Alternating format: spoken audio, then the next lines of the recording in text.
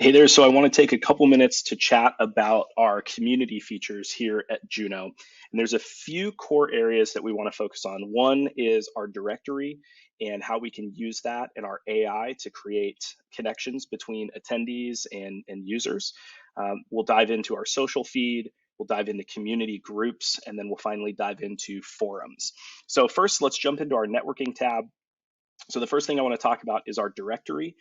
This is a great place where people can just go and see who else is on the platform, and they can search and filter. Maybe they're looking for something specific by a skill or interest.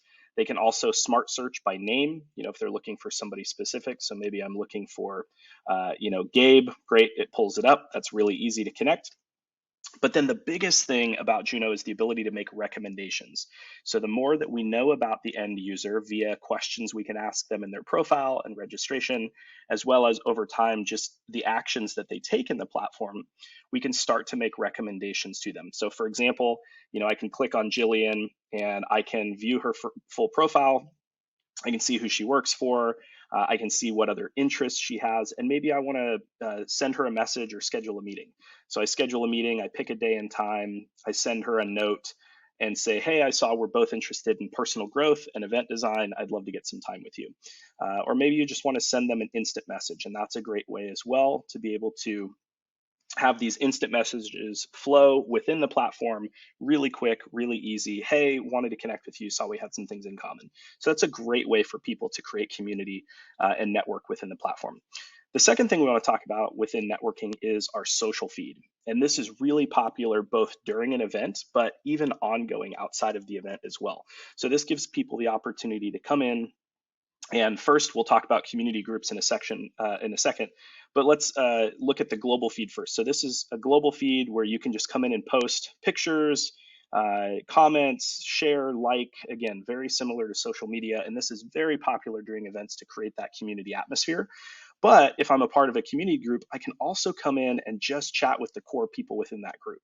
So I can come in, create a post, and start to have those quick conversations or quick posts. Hey, we're meeting up over here afterwards, or hey, can't wait to see you tonight at the after party.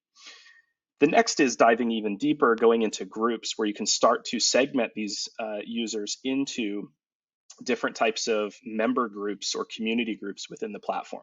And what's great about this is if there are chapters or locations around the country, we can start to create these landing pages where they can start to see other people in their area. They can see what other pieces of content or other sessions their group is attending. They can see who some other top users are. And again, these pages are configurable. So if they want to start hosting their own webinars, or they want to start doing some of their own content, we can give them access to update and edit these group pages as well. So some cool stuff that we can do there with the social feed as well as with community groups.